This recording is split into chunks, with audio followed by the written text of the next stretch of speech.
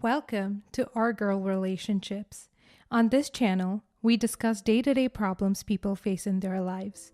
Let's start with the video. My marriage to my husband was built and constructed over many years, through which I got to know the kindest and sweetest nature that I could ever imagine in a human being. A nature that my husband flourished in and one that he never spared to share with me. He was always so kind with his words and gestures, and would be the one to go above and beyond to do something that others might consider minute, but he would know exactly just how much I would appreciate it and perfect it to a T. He's the kind of guy that wouldn't hesitate to spend tens and maybe even hundreds of hours creating something or putting together a plan that others might think is ridiculous just to put a smile on my face or make a day that's special, such as Valentine's or our anniversary, all the more special. For example, he could probably spend all the free time he gets from his work for 2 whole weeks prior to Valentine's building something in our backyard and probably putting more effort into pulling it out and hiding it every time I enter the house just so I could have that extra element of surprise at the end and the grand reveal. What made things all the more special is the fact that we're both online freelancers, and therefore, most of our working time is spent apart from each other, even though we're supposed to be working from home. Because of budget problems, we went to the extent of getting a library subscription and leaving the house for 8 hours or even more every single day to work more efficiently and achieve absolute productivity. In that time, he would be orchestrating another surprise while still staying up late into the night to actually do the job he was supposed to during the day. Other than the fact that he would be more than willing to spend hundreds of hours building me a perfectly crafted human-sized foil Barbie doll, or painting me something even though he's the farthest thing humanly possible from being a painter. This speaks levels on how much of an impulsive person he can be at times. He can be rudely impulsive. He's kinda known for being that guy. The guy you could call in the middle of the night to help bail you out of prison, even though you're a friend of his friend, but also the guy that wouldn't hesitate to roast your ace into non-existence with zero hesitation. I don't really know. I just think that's really kinda one of the many things I fell in love with him for, and now something that I always believed to be one of the good things that I fell in love with him for, as probably turning out to be the reason why our marriage could be in danger, and something that I'm learning to really dislike about him. As I previously mentioned, we struggled financially for a very long time because work on the internet can be very inconsistent, and even when it's consistent, it's not really something that allowed us to go on trips and vacations. That is, of course, until the pandemic hit, and life took an entirely different course which mostly benefited people who had already developed the right set of habits and the ability to work from home and stay focused for long periods and hours in the presence of all the distractions and challenges that working from home might force one to face. The rates went up and work became a lot more available since businesses started becoming more active online and digital entities for any business became essential, which meant that not only were we getting more job opportunities, but our experience allowed us to increase our pay and so on. I'm not really going to explain to the entire premise of working on the internet, but for the sake of the story, I will tell you that the pandemic has made our financial lives a lot easier to manage. For the first time in a very long time, we found ourselves organizing and planning a trip that my husband suggested that we renew our wedding vows. Considering that we already do that once every single year, but usually it's more low budget focused and more for the sake of having quality time and making good memories. He pretty much planned everything out from start to finish, from when we were to get in our car and drive over to the airport to when we would get home and he would have something a little bit extra to top off what could have been the perfect series of events, surprises, and good moments.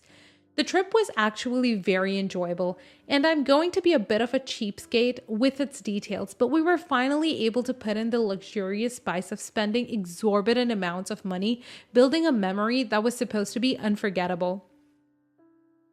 On our way home, I noticed that my husband was fidgeting in his seat quite a lot, and he was rather uneasy and unable to go through with his thoughts and conversations for long, which is very much unlike him. I chose to let it slide because when I asked him point blank what was going on and what was wrong, he refused to tell me and started getting defensive, which is usually my cue to shut up and avoid whatever problem he's hiding until he allows me to help fix it, because otherwise it just creates a sticky accusation, and I wasn't about to ruin this amazing trip by granting it an absolutely horrendous closing scene. Little did I know, my husband had already taken care of ensuring that. The moment I stepped foot into my house, I noticed. Well, actually, the only thing I noticed was that I didn't recognize anything that my eyes were landing on. All the furnitures and the pieces of garnishing that I had scattered around the home I've lived in for over 7 years had been either replaced by something that was fresher and obviously newer, all that simply left a heart-wrenching empty space in which they were supposed to be. I genuinely felt like I was witnessing the funeral of someone that I love dearly, because everything that was placed within my household is something that I either hand-selected with my mother and sister, who were both lost to the pandemic. And if that wasn't the case, then it would be something that reminded me of fond memories or a time in which I wasn't terrified for my life, for the life of the people that I loved as I watched them die away to the stupid virus. I guess he immediately noticed that I was very displeased to unspoken extents, since I was literally speechless, emotionless, but somehow dying of an overflow of emotions all at the same time. I was visibly devastated, and I think it was the first time in my entire life in which I let my face express my dislike towards something that he had obviously put effort into doing. He had done a few impulsive, stupid things that were meant to be surprises before, but the fact that he took it upon himself to entirely renovate the home, knowing how emotionally attached I was to everything, and find within it felt like nothing short of a betrayal or a stab in the throat, and I genuinely believe my facial expression gave away exactly that. He started blabbing on about how expensive all of it was and how he had been saving up for many months and possibly over a couple of years now. And since our relationship had been growing so strong in the past few months, he assumed that it would be best if we got rid of all the things that were consuming our emotional energy and focus all of it on making our relationship even more. Granted that we are now closer than ever, and quite honestly, I stopped paying attention when he said that he thought the best course of action after realizing that our relationship is improving is to throw away everything that I consider emotionally valuable, and that which reminds me of my mother and sister that were lost to the very virus that allowed us to get closer. I couldn't even contain myself for a second, even if I tried, and I didn't.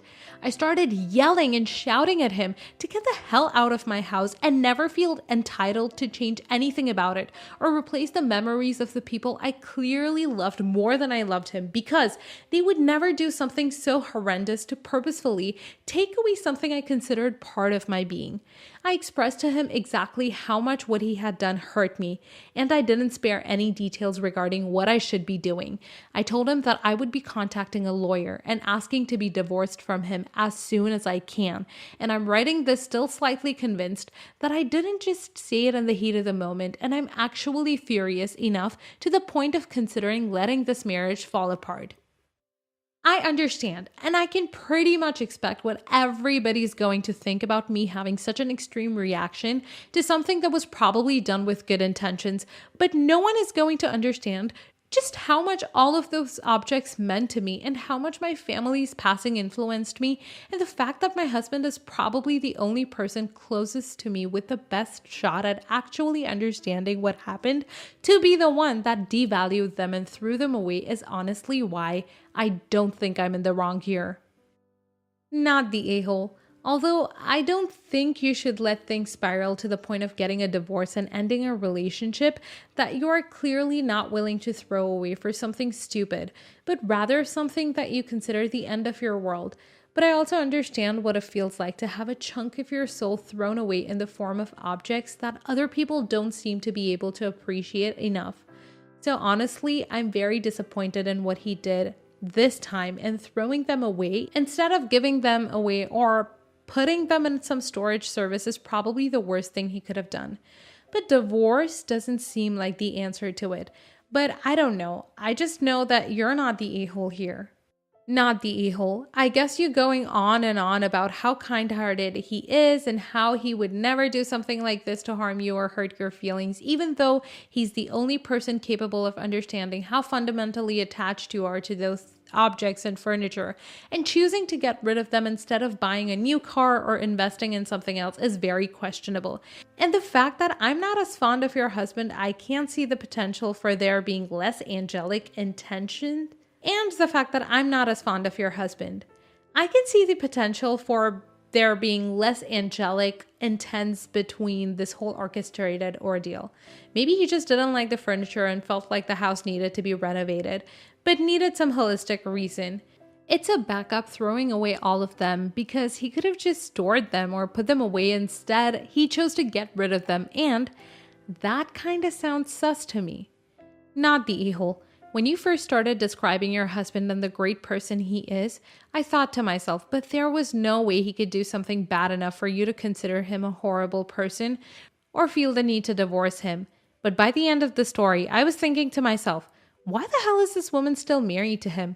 Honestly, he clearly didn't care about your feelings, or else he wouldn't have done something so specific, understanding just how much is going to influence you, especially if you claim to have such a strong bond and such good knowledge of each other's feelings and possible reactions to certain things.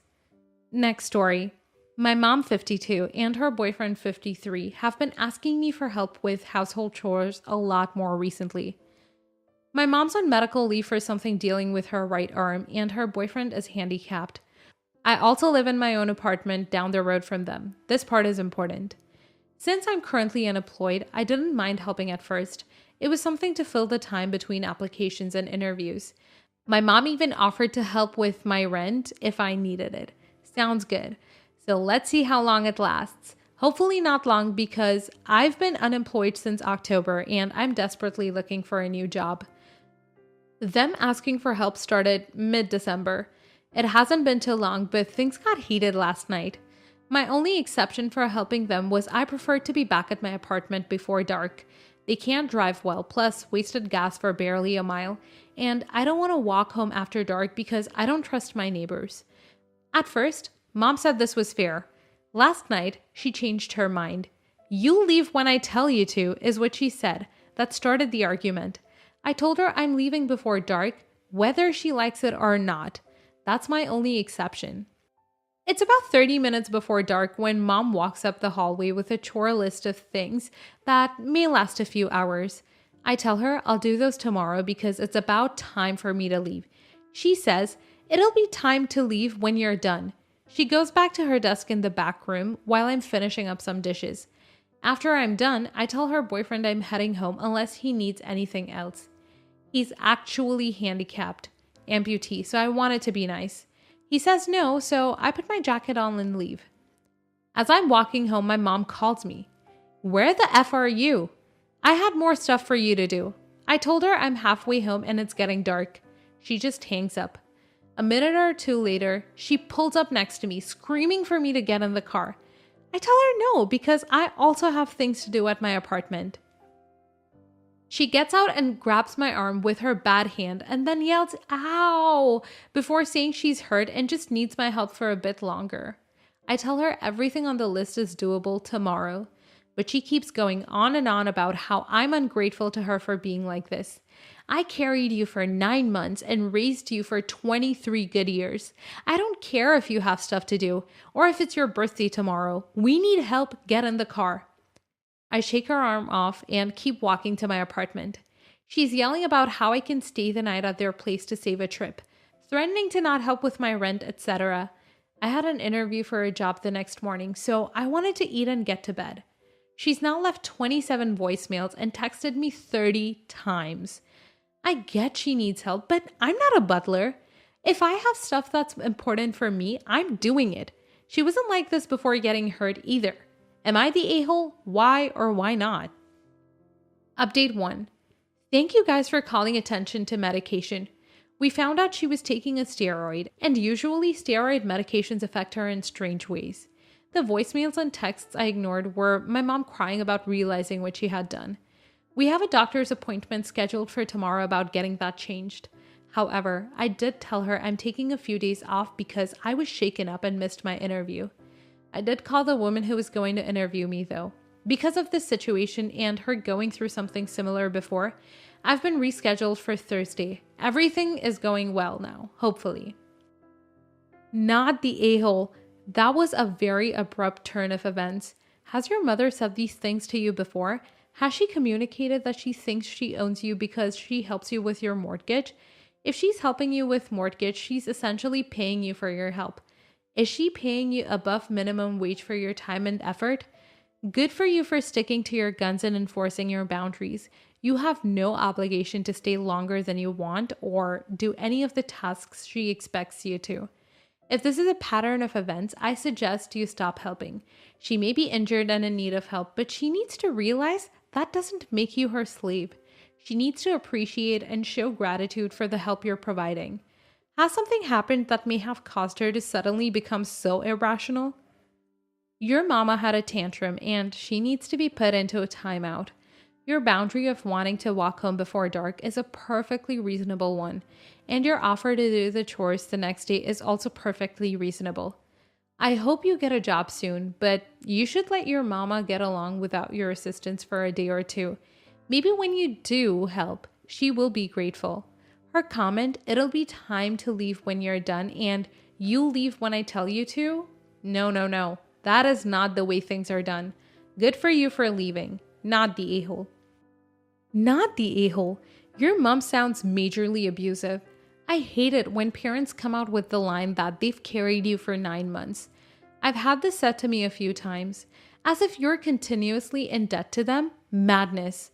You appear to have been extremely helpful to them and essentially earned your keep for the interim. She's manipulating you and completely disregarding any effort you're making to improve your life. Don't allow this, as you will continue to be at her beck and call. I really hope the job interview goes well and that you can be financially free from them soon.